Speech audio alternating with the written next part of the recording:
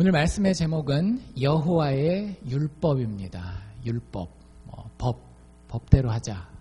좋아하시는 분도 있고 싫어하시는 분들도 있을 텐데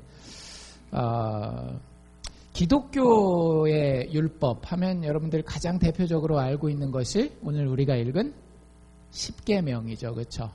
근데 기독교만 율법이 있는 거는 아니에요. 여러분들 다른 종교에 혹시 소속이 되어 보셨거나 아니면 관심이 있어서 다른 종교를 이렇게 살펴보면 사실 모든 종교에는 인류의 모든 역사에는 늘 법이 있었습니다.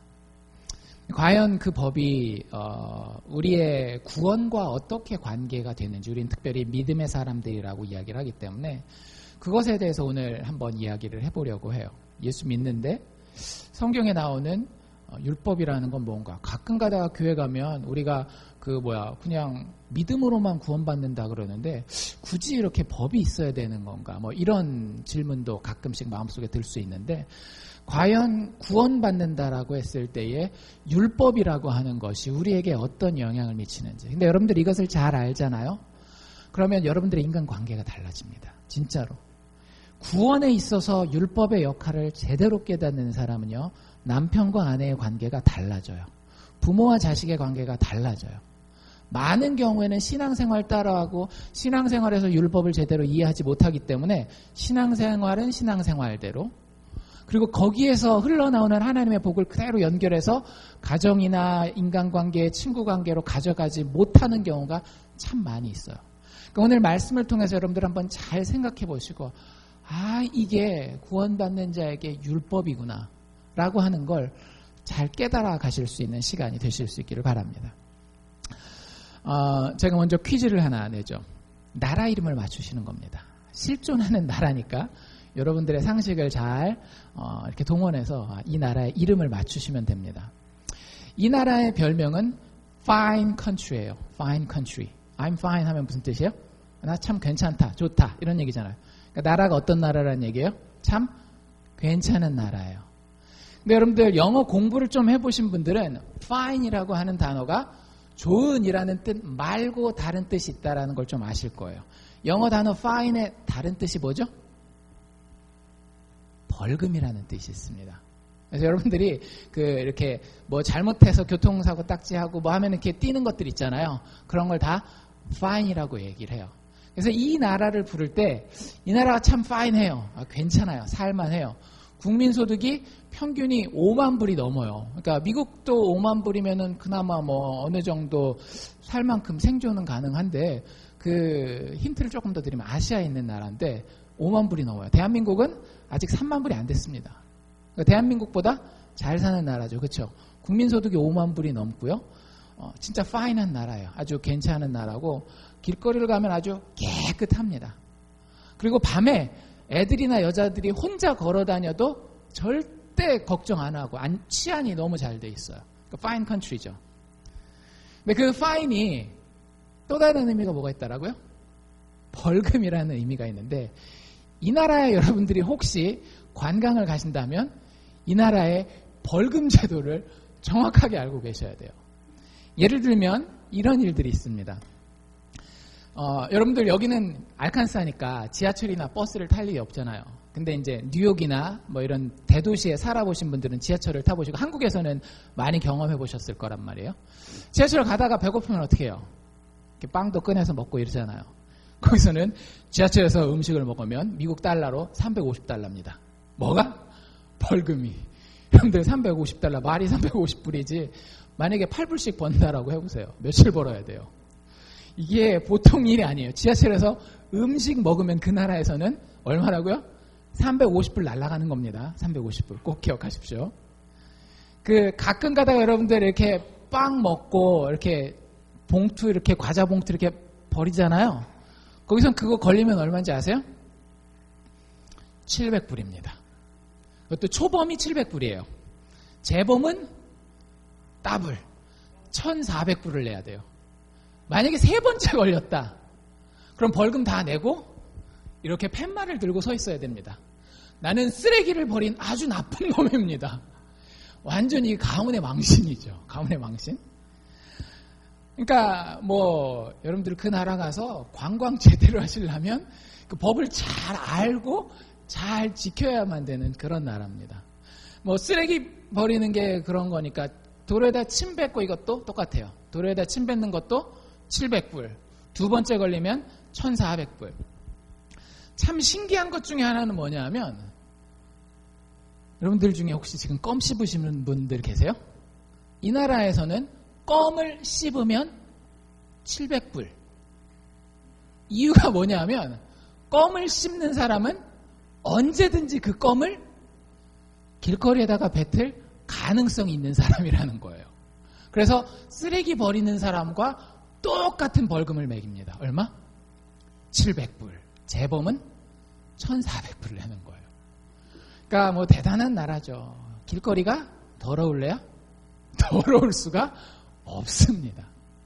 뭐 미국에서 제일 큰 여러 가지 문제들 있잖아요. 뭐 총기 소재 문제 뭐 여러 가지 중에 그래도 여러분들 주변에서 가장 쉽게 볼 수 있는 미국에서의 어려움은 마약 문제 아닌가요? 우리 아이들 학교, 고등학교, 중학교만 가도 사실은 마약하는 아이들에 대한 이야기들을 많이 들을 거예요. 이 나라는 마약이 발을 붙일 수가 없습니다. 일정량 이상의 마약을 소유하고만 있어도 뭘까요? 사형. 그러니까 뭐 대단한 나라죠. 벌금의 나라, fine country라고 불릴만 합니다. 이 나라의 이름은 뭘까요? 싱가포르. 싱가포르예요, 싱가포르. 싱가포르가 사실 잘 사는 나라입니다. 싱가포르의 역사는 그렇게 길지 않아요. 싱가포르는 우리나라보다도 훨씬 더 늦게 독립을 해요. 1950년대 후반에 독립을 하고 그 사이에도 여러 가지 그 정치적인 경랑을 겪다가 한때는 말레이시아라고 하는 나라의 일부였다가 60년대 후반이 돼서야 1960년대 후반이 되어서야 나라가 돼요. 나라에 뭐 자원이 많냐? 그것도 아니에요. 나라 땅이 넓으냐? 그것도 아니에요. 그냥 조그만 섬이에요. 지도에서 보시면 찾기도 힘들 정도로 조그만 섬입니다. 근데 그 나라가 아시아에 진짜 손꼽히는 나라가 됐어요. 한 40년 만에. 80년대부터 사실 아시아에서 상당히 경제적으로 이렇게 뜨는 나라로 이렇게 됐는데, 그럴 수 있는 이유가 뭔가 하면 법이 강하기 때문에 그래요. 법치주의라는 말을 쓰는데, 물론 이제 법치주의라고 하는 것도 연구를 하면 다양한 뭐 철학적으로 이야기해야 될 것들이 많지만, 어쨌든 방금 얘기한 것처럼 벌금이 세다는 건 법이 세다라는 거예요. 거기서는 외국 사람들도 얄짤이 없어요. 외국 사람들도 그런 마약 소지 같은 거 하잖아요. 그러면 뭐 오바마가 아무리 얘기를 해도 상관없어요. 이렇게 곤장 맞는 태형이라 그러거든요. 태형을 때리든지 사형을 시키든지 사형받는 사람의 절반 이상은 외국 사람이래요. 실질적으로. 그러니까 법이 얼마나 센지 아시겠죠. 그리고 모든 사람에게 이게 다 똑같이 엄하게 적용이 돼요. 그러니까 나라가 깨끗하고 뭐 나름대로 질서가 서고 경제적으로도 잘 살게 되는 겁니다. 그럼 이제 이런 질문을 해볼 수 있겠어요. 여러분들 그 나라 가서 사시겠습니까? 여기서 이제 성향이 다 드러나요. 어떤 사람 이렇게 딱딱 떨어지는 걸 좋아하시는 분들이 있고 자유로운 영혼들이 있고 한데, 이 나라에 가서 살으라 그랬을 때에 대부분의 미국 생활에 익숙하신 분들은 싱가포르에서 사는 것들이 상당히 좀 안 맞는 옷을 입는 것처럼 불편해하는 경우들이 많다라고 얘기를 해요. 근데 문제라기보다는 참 특이한 건 뭐냐면, 싱가포르 국민들은 이것에 대해서 상당히 만족도가 높게 잘 살아가고 있다라는 겁니다. 근데 이제 이 나라가 변화를 겪고 있어요. 여러 가지 변화가 있는데요. 하나는 인터넷 문화예요. 인터넷 문화. 옛날에는 뭐 다른 나라에는 이게 법이라더라, 다른 나라에는 이래도 된다더라, 뭐 이런 것들이 있잖아요. 이런 것들을 자기가 직접 나가서 보거나 신문기사에서 띄워주지 않으면 알 수가 없었어요. 그리고 그 나라는 언론 통제가 확실합니다. 나라에서 보여주기 싫은 건 아무것도 안 보여줘요. 잘못하면 막 그 고소당하고 해가지고 쫄딱 망하는 수가 있거든요. 그래서 언론사들은 다 나라에서 이야기하는 것만 이야기하게 돼 있어요. 근데 요즘엔 어때요? 페이스북이라는 게 있잖아요. 여러 가지 이런 SNS들이 발전해 있으니까 젊은 친구들이 다른 나라에서는 이렇게 하네? 이런 것들이 막 많이 보이는 거예요. 그게 한 가지 변화고요. 또 한 가지 변화는 뭐냐면, 우리 IMF 터졌잖아요. IMF 때 제일 타격을 받은 나라들은 수출 수입을 많이 하는 나라들입니다. 근데 아까도 말씀드린 것처럼 이 나라는 수출 수입을 하지 않으면 생존이 불가능한 나라예요. 땅덩이도 너무 좁고 뭐 그 안에서 뭐 개발할 수 있는 게 없기 때문에 수입하고 수출하고 그래서 그 동남아의 허브 역할을 하는 그런 나라인데 경제가 IMF 때 한번 휘청했어요. 그리고 난 다음에 또 2008년도에 그 서프라임 몰기지 건이 있었을 때도 역시 그런 달러를 많이 이렇게 받고 주고 하는 이런 나라들이 휘청했는데 이 나라가 그때 또 한 번 휘청했어요. 그래서 지금 원래 그 전까지는 매년 연평균 성장률이 평균 30년 동안 8%였어요. 거의 10%에 가깝게 매년 성장한 거예요. 그러니까 5만 불을 찍죠. 30년 만에. 근데 그 이후로는 연평균 성장률이 뭐 마이너스 찍을 때도 있고 1% 성장하기도 하고 2% 성장하기도 하고 아주 성장률이 더뎌졌습니다. 그러니까 경제적인 여유가 아무리 지금 5만 불이라 할지라도 서로 좀 느끼는 게 빡빡한 거예요. 그리고 여러분들 그런 작은 나라들이 집중해서 경제를 개발할 때에 항상 생기는 사회적 현상이 있어요. 그게 뭔가 하면 경쟁이 심해진다라고 하는 겁니다. 잘 생각해 보세요. 아시아에 많은 나라가 있지만 아시아에서 그래도 그 2차 세계대전 이후에 성장을 겪은 나라들 대부분을 보면 한국도 그렇고 중국도 그렇고 일본도 그렇고 대학 가기가 힘들어요. 좋은 대학 가기가 되게 힘듭니다. 그만큼 사회가 그 경쟁에서 이겨야만 되는 그런 구조를 가지고 있는데 싱가포르도 마찬가지예요. 그래서 거기는 아예 정해져 있습니다. 중학교 갈 때 인문계 중학교가 있어요. 40%는 이제 니들은 공부할 머리는 아니다. 언제부터 정해진다라고요? 초등학교 졸업하는 순간 정해져요. 그러면 나머지 60%만 중학교 공부를 하고 그 60% 중에서 25%, 즉 전체 인구의 15%만 대학을 갈 수 있는 권한이 있어요. 대학을 가면 나라에서 성공대로를 열어줍니다. 그러니까 경쟁이 어떻겠어요? 무진장이죠. 대한민국 애들 그 시키는 것 이상으로 엄청나게 애들을 쪼아가면서 공부를 시키고 들어가는 돈도 되게 많습니다. 그러면 항상 일어나는 일이 있어요. 사회적으로. 어떤 일? 출산율이 떨어집니다. 2010년대 초반에 대한민국의 출산율이 한 가정당 1.3명이었는데 그때 이미 싱가포르는 1.2명을 찍었대요.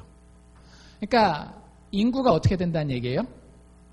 점점 줄어든다라는 거예요. 여러분들 경제에 있어서 인구는 상당히 중요한 역할을 합니다. 인구가 줄어든다라고 하는 건 아무리 그 나라가 날고 기는 경제 정책을 펴도 미래에 곧 짧게는 10년, 길게는 20, 30년 안에 이 나라가 금방 기운다라는 얘기예요.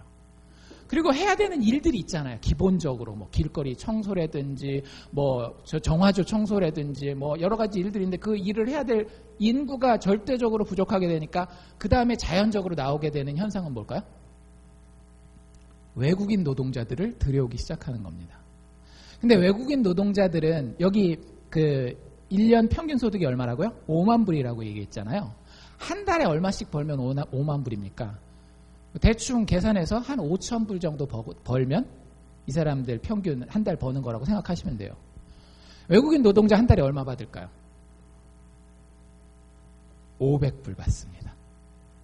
한 달에 500불로 생활이 불가능하죠. 저도 어제 이제 설교 트랜슬레이션 준비하면서 수아랑 이런저런 얘기를 하는데 500불이면 렌트도 안 되지 않아? 거기 집값이 또 되게 비싸거든요.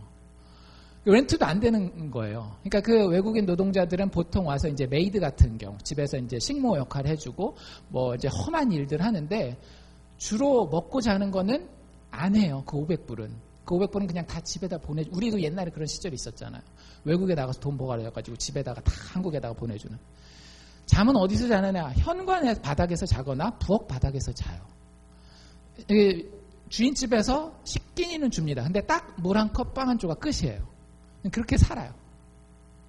근데 그 사람들이 소수일 때는 아주 소수일 때는 보이지가 않잖아요.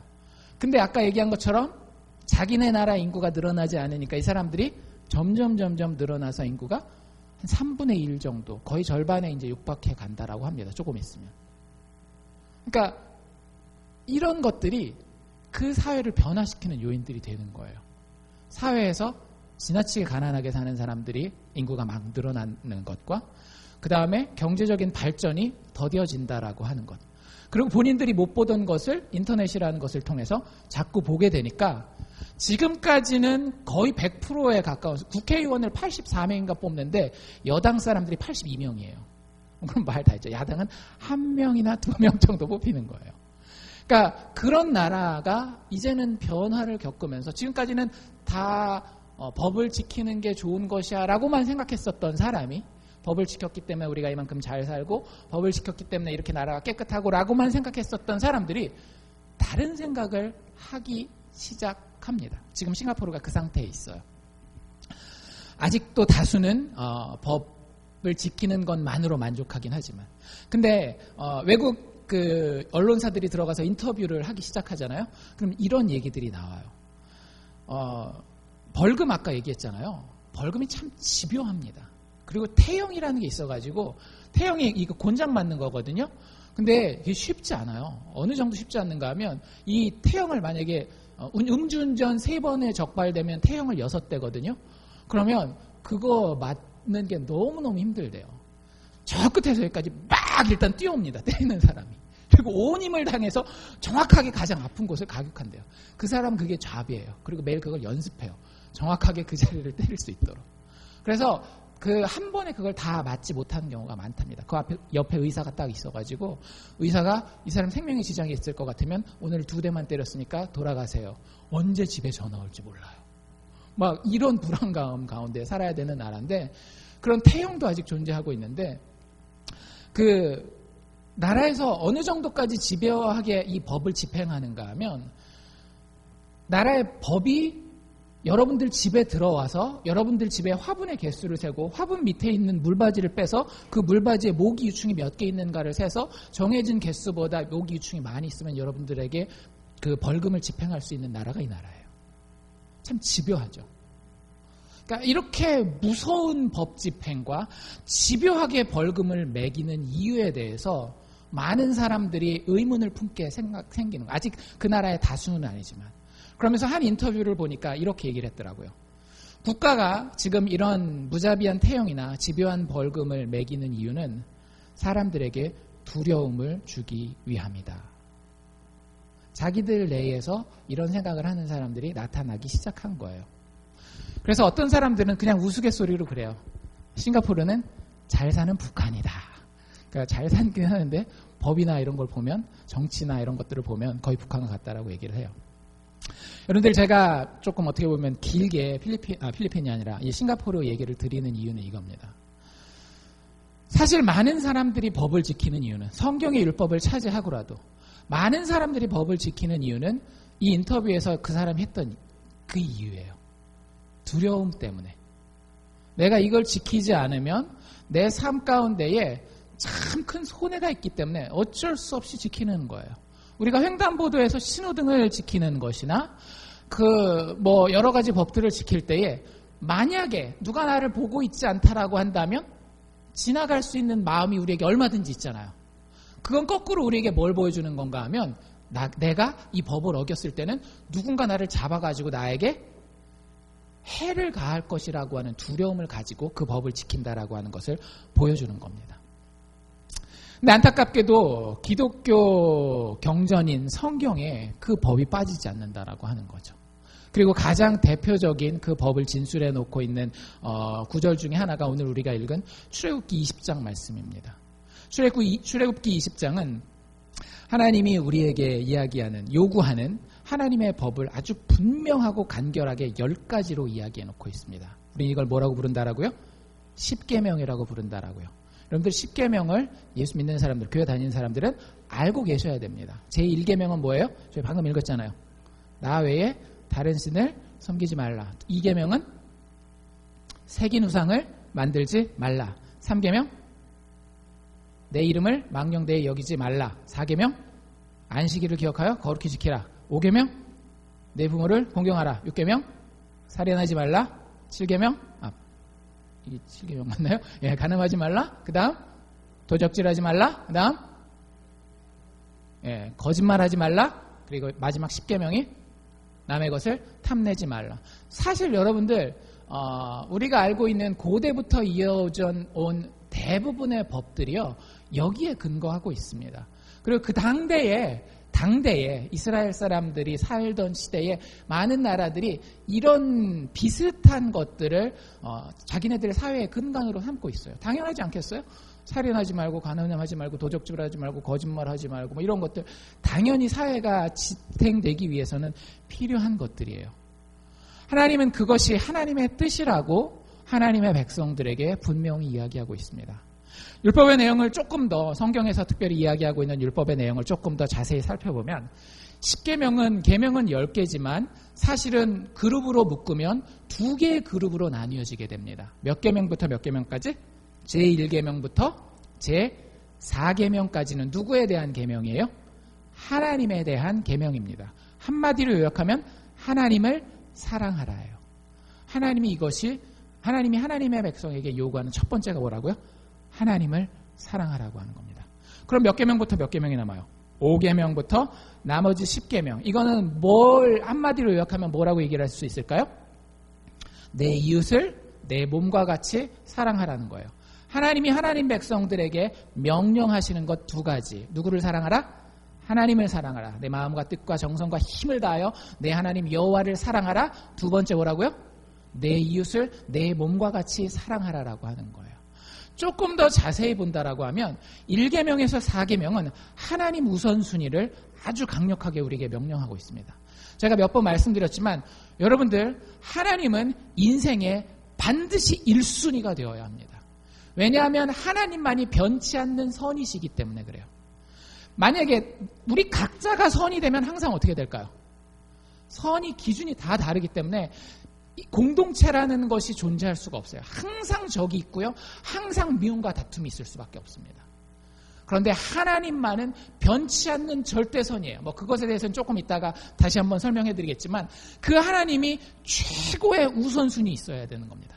그래서 하나님만 경배하라, 내 앞에 다른 신을 두지 말라라고 했을 때는 그 하나님은 온 마음을 다해서 최우선으로 사랑하라고 하는 거예요. 예수님도 똑같은 얘기를 하십니다. 네가 나보다 내 부모나 내 형제나 내 자매를 더 사랑하면 내 나라에 합당하지 않다라고 이야기를 해요. 가족을 버리라는 얘기입니까? 아니에요. 사랑하긴 하지만 사랑에 뭐가 있다라는 거예요. 우선순위가 있다라고 하는 거예요. 여러분들 하나님을 사랑하는 것들은 여러분들 양보할 수 없는 것입니다. 여러분들이 이런 상황에 실제 처할 수 있어요. 육체적으로 자녀를 사랑하는 것과 영적으로 하나님을 사랑하는 일이 있어요. 이 아이가 지금 큰 손해를, 예를 들면 이런 거라고 해봅시다. 자녀가 학교에서 치링을 했어요. 컨닝을 했다라고 해봅시다. 선생님한테 들키면 점수가 많이 깎이게 생겼어요. 자녀를 사랑하는 아버지 어머니의 마음에선 어떤 마음이 들겠어요? 이게 안 들키고 넘어갔으면 이런 생각이 들겠죠. 근데 내가 하나님의 자녀예요. 내가 먼저 이 아이의 부모이기 전에 아이가 분명히 치링했다라는 걸 알아요. 그럼 2가지가 상충되지 않습니까? 난 하나님을 사랑하기 때문에 하나님 거짓말을 하지 말라라고 얘기를 했는데 내 아이도 사랑하기 때문에 이 아이의 거짓말을 그냥 덮고 넘어가기를 원하는 그런 마음이 상충될 수 있어요. 여러분들 우선순위는 어디에 있다라고요? 하나님 사랑이 있는 겁니다. 여러분들 제가 장담하건대 여러분들이 자녀보다 하나님을 더 사랑하면 하나님이 자녀를 사랑하십니다. 그것까지 바라지 않는다 할지라도 여러분들 삶에서 하나님은 최고의 사랑이 되시기를 원하세요. 그게 기독교 율법의 1순위입니다. 또 하나님은 어떤 최우선이 되시기를 원하는가 하면 우리의 최고의 집중을 받기를 원하세요. 이 다른 새긴 우상을 만들지 말라라고 하는 게 여러 가지 의미를 가질 수 있겠지만 우상을 새긴다라고 하는 건 내가 다른 것에 관심을 가지고 다른 것에 나의 집중력을 뺏기는 것을 이야기를 하는 거예요. 그런데 하나님 그거 원치 않는다라고 하는 거죠. 하나님에게만 집중하기를 원하는 거예요. 여러분들 제가 여러분들에게 왜 예배를 똑바로 드리고 가능하면 최선의 컨디션으로 가장 좋은 모습으로 예배 드리라고 여러분들과 여러분들 자녀들에게 이야기하는지 아세요? 하나님이 명령하셨기 때문에 그래요. 하나님 우리에게 최고의 집중력을 원하세요. 여러분들이 기말고사 성적을 위해서 열심으로 밤을 새가면서 공부하는 것보다 더 큰 집중을 누구를 위해서? 하나님 자신을 위해서 하나님은 원하세요. 그게 하나님 우리에게 주신 명령이라는 거예요. 율법이라는 거예요. 세 번째 계명은 뭐였어요?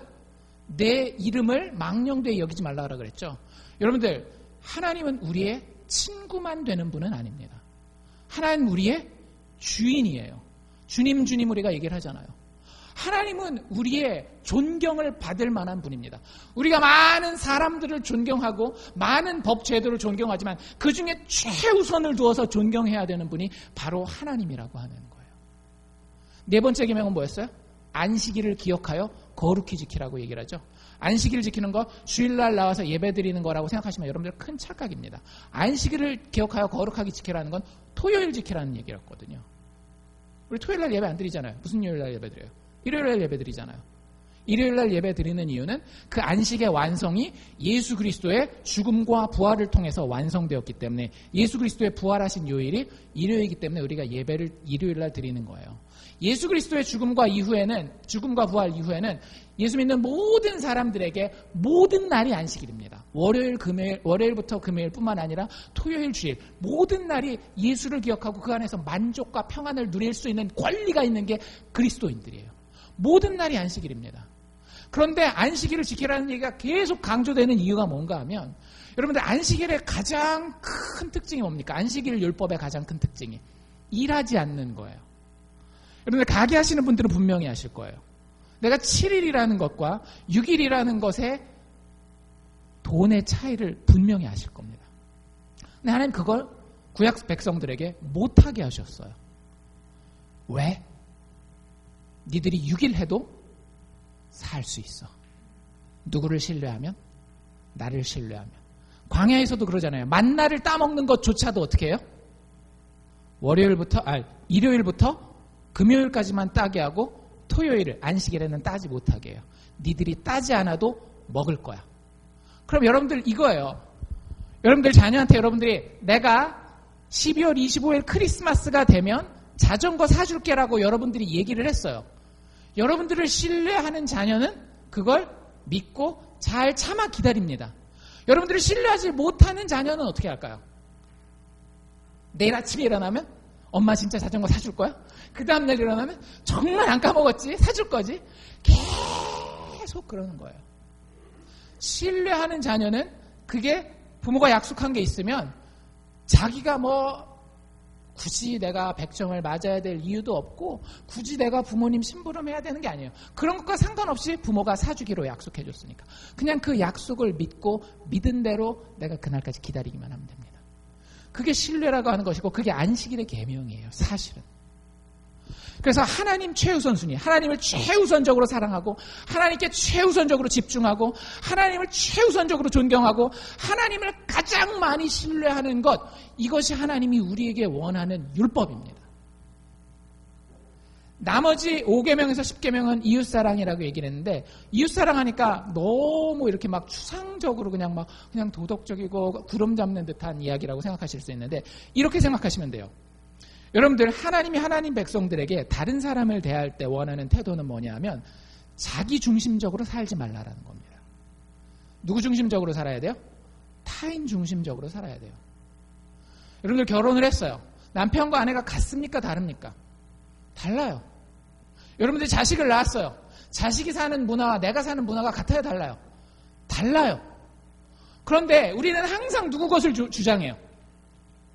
내가 살았던 문화와 내가 경험했던 그 삶의 방식을 다 내 배우자에게, 내 자녀에게 강요할 때가 많이 있어요. 때로는 그게 옳고 그름의 문제이기 때문에 꼭 지켜야 하는 것들도 있을 수 있습니다. 그런데 여러분들 잘 한번 생각해 보십시오. 정말 그 모든 것들이 내가 이렇게 다투고 정말로 이 관계를 망가뜨릴 만큼 중요하게 꼭 붙들어야 되는 것인지, 아니면 내가 이기적이기 때문에 나의 편리함을 위해서, 내가 편한 옷을 입기 위해서 그것을 주장하고 있지는 않은지 꼭 생각해 보셔야 돼요. 성경은 하나님 믿는 사람들이 나 중심적으로 살지 말고 누구 중심적으로? 다른 사람 중심으로 살라라고 하는 거예요. 이게 하나님이 하나님 백성들에게 주시는 사람들을 향한 그런 율법들의 공통점입니다. 살인하지 말라, 간음하지 말라, 도적질하지 말라, 거짓말하지 말라. 이게 다 누구를 먼저 생각하는 건가 하면 남을 먼저 생각하는 거예요. 그리고 한 가지 우리가 더 짚고 넘어갈 게 있는데 그게 바로 제10계명이에요. 제10계명이 무슨 내용이었죠? 영어 단어로 조금 어려운 단어인데요. covet이라고 하는 단어를 씁니다. do not covet 이런 단어를 써요. covet이 무슨 뜻인가 하면 욕심을 부리는 거예요. 한국말로 남의 것을 탐내지 말라 이런 표현을 써요. 여러분들 지금 여기 9계명까지 쭉 나오는 인간에 대한 계명은 다 뭐에 대한 것들인가 하면 행동에 대한 계명들이었어요. 그렇죠? 도적질하지 말라, 살인하지 말라 뭐 이런 것들 다 행동이란 말이에요. 근데 마지막 10계명이 뭐라고요? 탐심을 가지지 말라. 남의 것을 탐내지 말라. 뭐에 대한 계명으로 10계명을 마무리하고 있습니까? 행동이 아닌 마음에 대한 계명으로 하나님의 계명을 마무리하고 있어요. 여러분들, 하나님은 하나님의 백성들의 몸이 움직이기를 원하십니다. 즉 행동하여서 하나님의 율법을 실천하기를 원하세요. 그런데 그것으로 끝이라고요? 아니라는 얘기예요. 하나님은 하나님의 백성이 전혀 마음 없는 좀비처럼 행동만 하는 거 원치 않으신다라고 하는 거예요. 하나님은 하나님의 백성의 행동과 함께 그 마음 속에 들어있는 동기를 원하신다라는 거예요. 정말로 네가 마음에서부터 이기주의적이지 않고 다른 사람을 배려하고 생각하는 그 마음 가지고 그 행동하는 거 맞아? 하나님 그거 확인하기 원하신다라고 하는 거예요. 그러니까 이 율법의 정신을 제대로 아는 사람은 예수님이 나중에 1500년 후에 오셔서 산상수훈의 얘기에 대해서 이야기할 때 당황하지 않아요. 근데 대부분의 구약을 잘못 이해했었던 사람들은 예수님이 와서 산상수훈을 얘기할 때 엄청 당황하잖아요. 왜? 야, 니들 도둑질 안 했다고? 남의 물건 보고 저 갖고 싶다라고 생각하는 것만도 도둑질하는 거야 라고 얘기할 때 사람들이 벙 찌는 거예요. 야, 너 가늠하지 않았다고? 네가 딴 여자나 딴 남자를 바라보고 그 마음 가운데 음탕한 마음을 품었을 때 너는 이미 가늠한 거야 라고 예수님이 얘기할 때 상당히 당황합니다. 나는 남의 거 도둑질한 적이 없는데, 나는 남의 여자랑 남의 남자랑 잠 잔 적도 없는데 왜 예수님 나한테 저렇게까지 막 그러지? 율법의 정신을 이해하지 못했기 때문에 그런 거예요. 하나님이 우리에게 원하는 이기적이지 않은 이타적인 그 삶의 방식은 단지 행동에서만 시작해서 행동에서 끝나는 것이 아니라 마음에서 시작되어서 행동으로 표현되는 것이기 때문에 그렇습니다. 하나님 대번에 알아봐요. 저놈이 마음 없이 행동만 하고 있는지. 우리가 하나님의 율법을 대할 때에 반드시 행동과 함께 마음과 거기 담긴 동기가 중요하다라는 사실을 깨닫고 하나님의 율법에 다가가야 할 것입니다. 이게 율법의 내용이에요. 하나님 사랑 그리고 이웃 사랑. 행동뿐만 아니라 마음까지 같이. 물어봅시다. 아까 싱가포르의 사례를 예를 들면서 싱가포르의 그 법이 참 엄했잖아요. 그리고 그걸 지키지 않는 대가가 아주 집요하고 가혹했습니다. 여러분들은 이 하나님의 율법을 왜 지키십니까? 만약에 지키신다면 하나님이 여러분들에게 그렇게 집요하신 분이십니까? 여러분들에게 그렇게 가혹하신 분이십니까? 나는 왜 이런 율법을 받았으며 나는 왜 이 율법을 지킵니까? 벌받지 않기 위해서? 무서우니까? 만약에 여러분들이 성경에 나와 있는 많은 율법을 싱가포르 사람들이 지키는 그 동기 때문에, 두려움이라고 하는 동기 때문에 지키고 있다라고 한다면 여러분들은 기독교를 오해해도 한참 오해하고 있는 겁니다. 성경의 율법은 우리를 두렵게 하고 우리에게 벌을 주려고 주어지지 않았습니다. 결론부터 말씀드리면 율법은 아버지 되신 선하신 하나님의 성품을 드러내기 위해 우리에게 주어졌습니다. 다른 말로 얘기를 하면 이 10계명을 통해서 여러분들이 1차적으로 깨달아야 되는 건 이거 안 하면 벌 받네, 지켜야지, 이게 아니라는 거예요. 여러분들이 사람을 사랑하게 되면 여러분들 그 사랑하는 사람을 연구하게 됩니다. 뒷조사를 하게 돼요. 뭐 CIA나 FBI가 조사하는 거 말고 그 사람이 뭘 좋아하는지, 가서 스타벅스에서 커피를 시켜주면 도대체 어떤 커피를 시키는지, 아메리카노를 시키는지, 에스프레소를 시키는지, 이상한 카푸치노를 시키는지, 그거에 대해서 여러분들 연구하지 않아요? 그리고 어떻게 합니까? 커피 마시러 갔을 때 그 사람이 좋아하는 커피를 주문해서 준단 말이에요. 왜? 그렇게 안 하면 그 사람한테 맞을까봐? 무서워서? 벌 받을까봐? 두려워서? 아니잖아요. 왜? 내가 그 사람을 사랑하기 때문에. 그 사람을 더 알고 싶어지는 겁니다. 그리고 그 사람한테 내가 뭘 좋아하는지 알려주고 싶어 해요. 그러지 않나요? 내가 이런 거 좋아해. 난 낭만적인 거 좋아해. 내가 겉으로는 이렇게 우락부락하게 생겼지만 가을이 되면 나는 꼭 단풍을 보러 가고 싶어. 이런 거 얘기해주고 싶잖아요. 내가 누구인지, 내가 무엇을 좋아하는지 사랑하는 사람들에게 보여주고 싶고 알려주고 싶어요. 여러분들, 십계명은 그래서 우리에게 주어진 겁니다.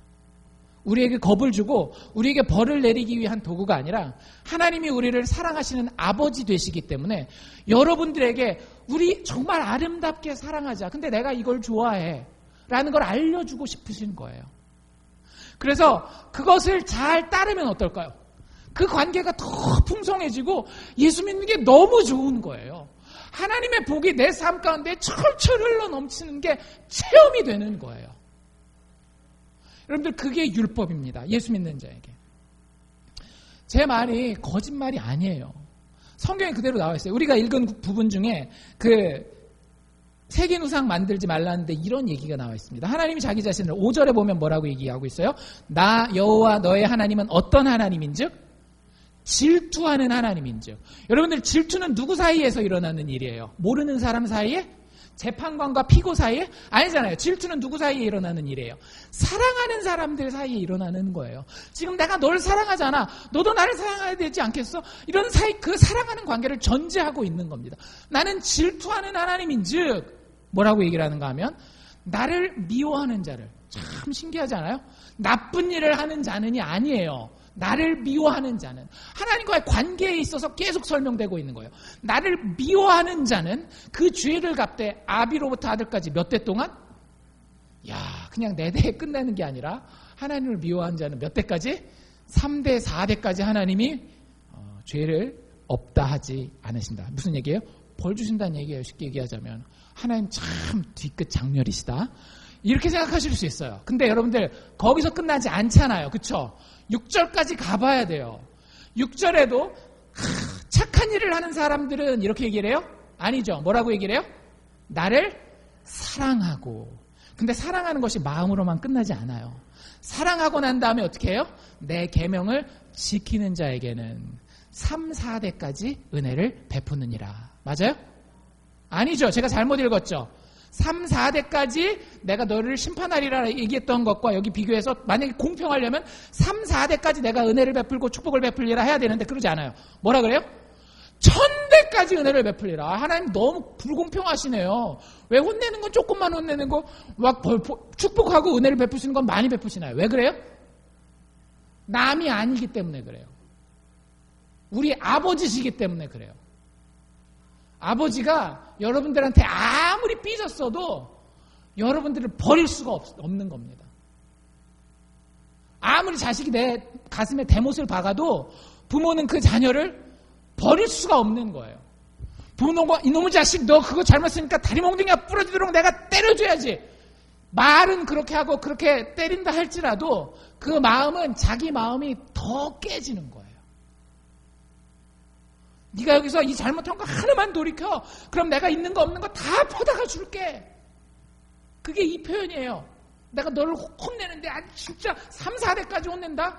근데 잘하기만 하면 내가 1000대까지 복 줄게. 율법이 주어진 이유를 여러분들 보셔야 합니다. 단지 우리를 겁주고 단지 우리를 벌주기 위한 것이 아니라 아주 친밀한 아버지의 자녀를 사랑하는 그 관계에서 율법은 우리에게 주어지는 거예요. 그래서 여러분들 율법의 순서를 잘 보셔야 될 필요가 있어요. 2절 말씀에 이렇게 돼 있죠. 나는 너를 애굽 땅 종되었던 집에서 인도하여 낸 너의 하나님 여호와루라. 뭐 그냥 아무렇지도 않게 넘어갈 수 있어요. 잘 생각해 보면 여러분들 이렇게 우리들 중에 완벽주의자들 있잖아요. 이렇게 또 삐뚤어 놓여 있으면 안 돼서 딱 정가운데다 딱 놔야 되고 그런 걸 생각한다면 20장이 뭐에 대한 이야기예요? 10계명에 대한 이야기잖아요. 그럼 딱 어디서부터 시작하면 좋아요? 20장 1절부터 딱 시작하면 돼요. 20장 1절. 너는 나 외에 다른 신들을 내게 있게 말지니라. 딱 이렇게 시작하면 좋아요. 근데 그게 몇 절로 밀려 있어요. 1절에 안 나오고 3절에 나와 있단 말이에요. 1절, 2절에는 다른 얘기가 나와 있습니다. 서론이 끼어 들어가요. 여러분들 이게 되게 중요합니다. 굉장히 중요합니다. 왜냐하면 율법의 순서를 잘 관찰해 보면 이렇다라는 거예요. 1절, 2절의 핵심은 이거예요. 나는 너의 구원자 여호와 하나님이라. 내가 너를 종살이하던 곳에서 구원하였노라. 구원할 것이다? 아니에요. 구원하였노라. 실제 그 히브리어 원어라든지 영어 번역본들을 보면 전부 다 과거로 돼 있어요. 율법이 주어지기 전에 너 이 율법 지켜라고 이야기하기 전에 이미 구원이 이루어졌다는 얘기예요? 안 이루어졌다는 얘기예요?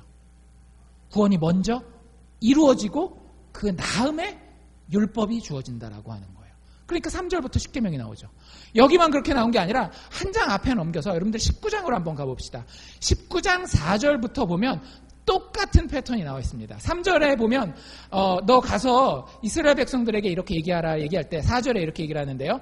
나의 애굽 사람에게 어떻게 행하였음과 하나님이 이스라엘 백성들을 위해서 애굽에 열재앙을 내리시잖아요.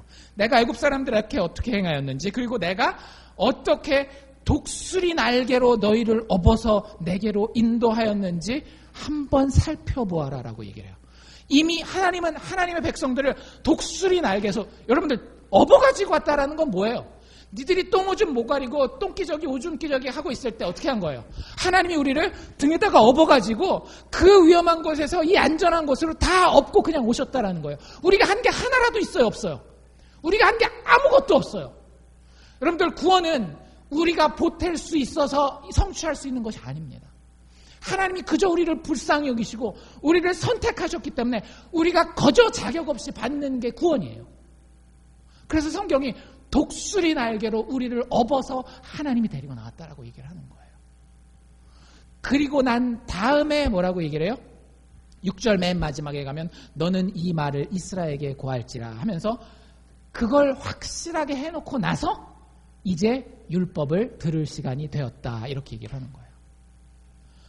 여러분들 순서를 꼭 기억하십시오. 구원이 먼저입니다.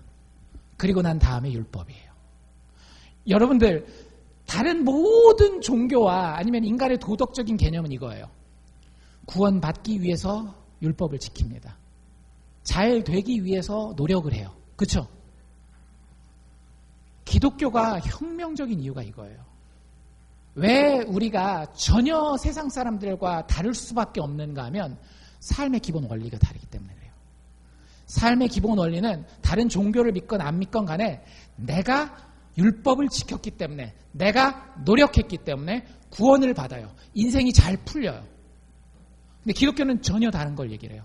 사람들 다 데려다 놓고 배울 만큼 배울 사람들 다 데려다 놓고 율법은 구원받기 위해서 지키는 것이 아니라 구원받았기 때문에 지키는 것입니다.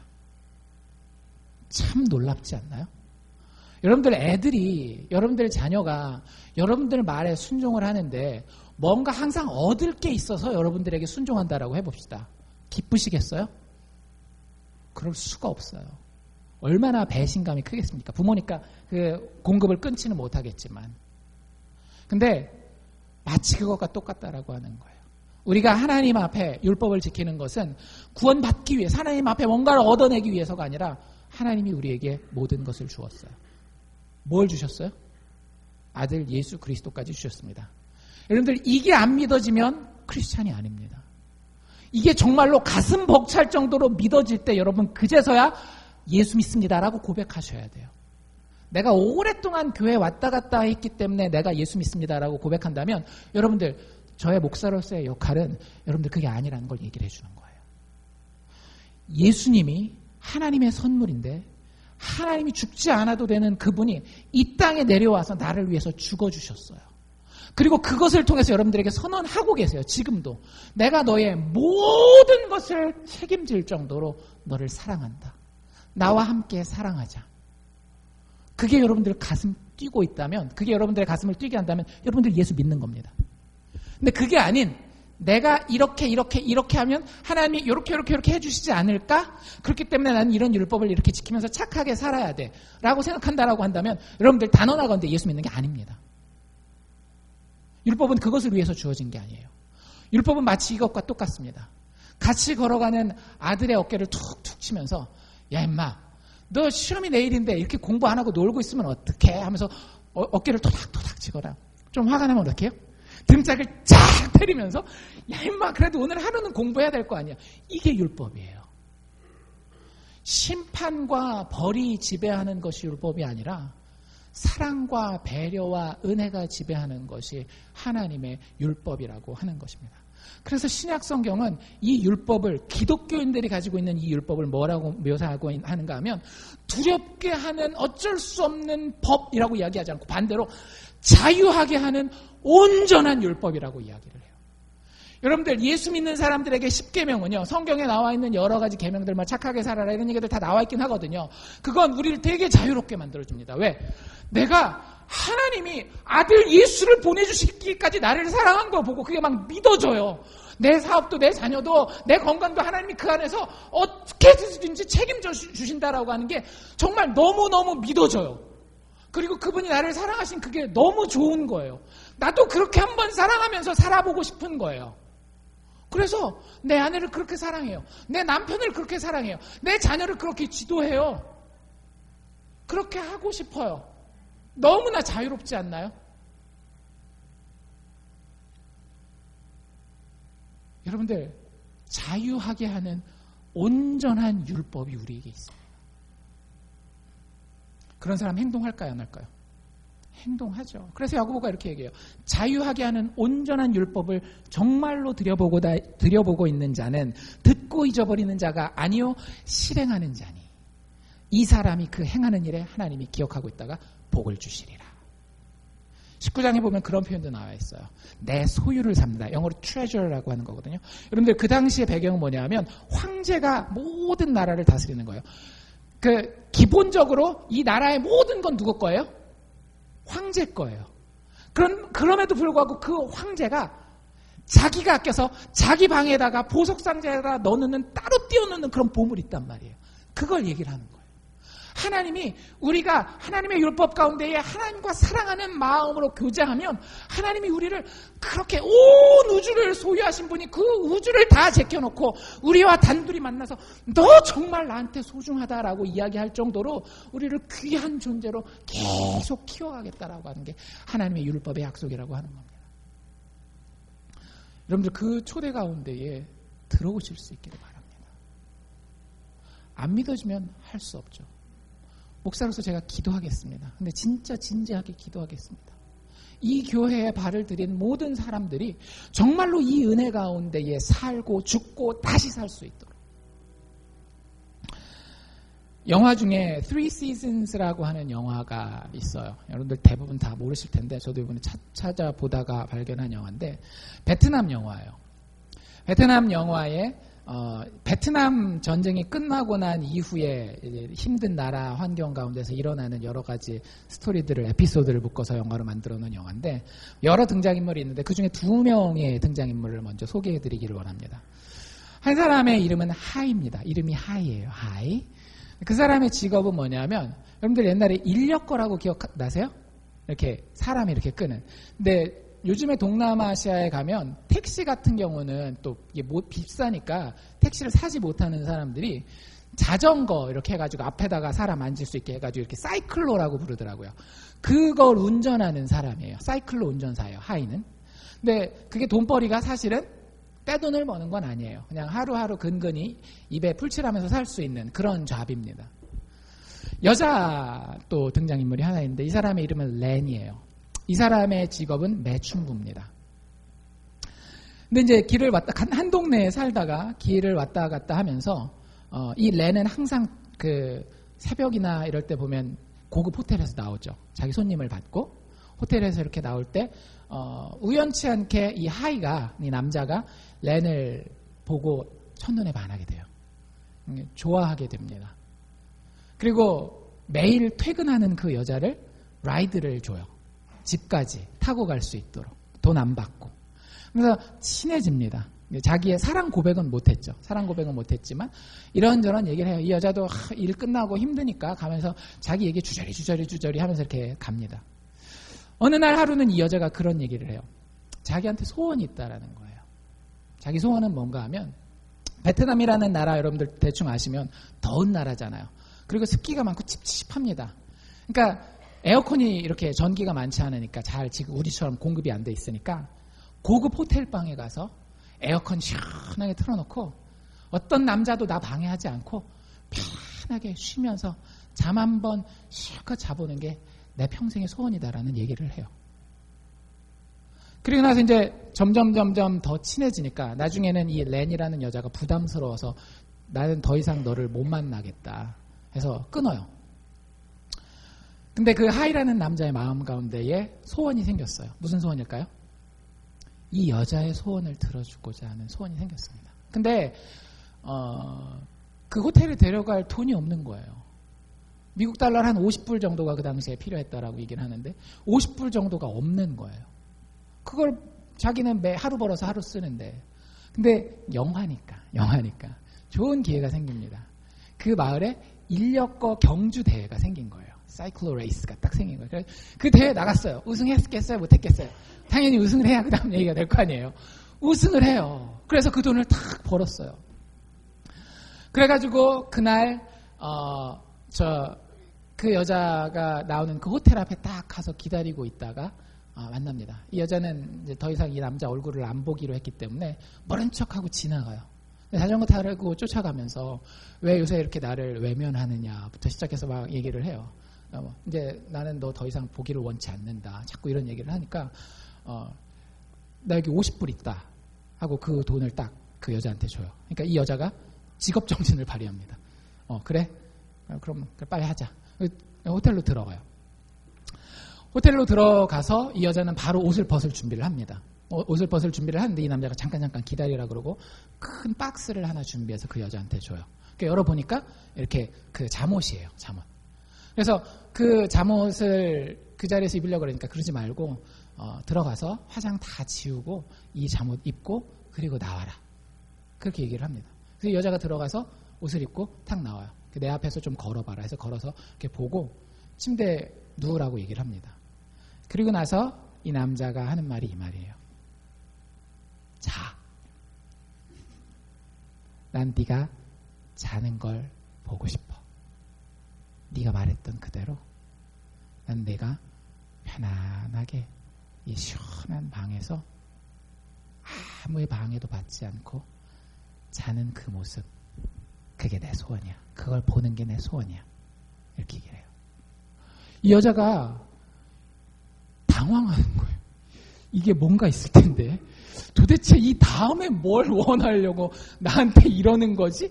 막 처음에 이래요. 그래서 잠을 잘 못 자다가 잠을 잡니다. 아침에 일어났는데 이불이 이렇게 덮여져 있는 거예요. 그리고 자기 앞에는 호텔식 아침 식사가 탁 나와 있는 겁니다. 그 남자는 또 그 다음날 또 벌어야 먹고 사니까 일하러 또 나갔어요. 그리고 나서 이 남자가 오랫동안 이 여자를 못 만나요. 매일 저녁 때마다 호텔을 가는데 이 여자가 안 나오는 거예요. 나중에 집에 찾아갑니다. 문을 쾅쾅쾅 두드리면서 무슨 일 있냐? 어떠냐? 라고 물어보는데 사실은 이 여자가 그 남자의 그 사랑에 좋은 의미에서 너무너무 헷갈린 거예요. 그리고 그 여자가 그 남자랑 대화를 하면서 나는 이런 거 받을 그 자격이 안 된다. 그리고 우리 사이에 그날 성관계를 가지지 않았기 때문에 이 50불도 내가 다 보관해놨는데 이거 내가 가질 수 없다고 돌려줘요. 근데 그 사이에 어떤 일이 일어났는가 하면 이 여자가 다시는 몸 파는 자리로 돌아갈 수가 없었던 거예요. 왜? 자기가 받은 사랑이 너무 고결해서. 거기에 완전히 마음을 열 수는 없었지만 그렇다고 다시 옛 모습으로 돌아갈 수도 없는 그런 참 안타까운 그런 상황 가운데 있는데 이 남자가 문을 두드리고 찾아온 겁니다. 결국에는 이 남자가 네가 나한테 뭘 해줘가지고 나한테 의미가 있는 것이 아니라 내가 너를 사랑하고 네가 원하는 것을 내가 해줄 수 있는 것만으로도 너는 나에게 정말로 세상의 어떤 것보다도 큰 의미가 되어준다라고 얘기를 해줘. 그리고 화면이 끝나고 영화 마지막 부분에 이 남자와 여자가 여자한테 빨간 이렇게 안대 이렇게 가리고 인력 거 빨갛게 칠하고 하얀색 베트남 전통 복장을 입혀서 아름다운 곳으로 가는, 아마 결혼을 상징하는 것 같아요. 정확하게 결혼이라는 단어는 안 나오지만 결국에는 이 여자가 렌이 하이의 사랑을 받아들이게 되는, 이제는 그 남자가 하는 말이 진심이었다라는 것을 믿게 되는 것으로 영화가 마무리가 됩니다. 한편에 참 감동적인 이야기죠. 여러분들 그런 거 아세요? 세상의 모든 감동적인 러브스토리는 사실은 하나님이 우리를 사랑하신 러브스토리의 그림자들입니다. 생각해 보세요.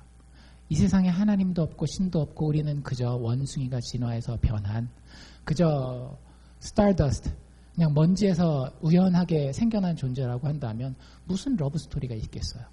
다 그냥 호르몬의 작용이고 다 우리 안에서 일어나는 그런 화학물질의 작용이지.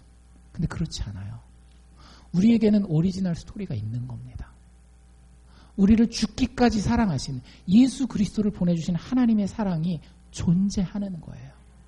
그래서 예수를 믿건 안 믿건 그 사랑을 꿈꾸는 겁니다. 그런데 막상 우리가 누군가를 통해서 그 하나님의 사랑에 대해서 들었을 때에 그것에 내 마음을 다 열기가 두려운 거예요.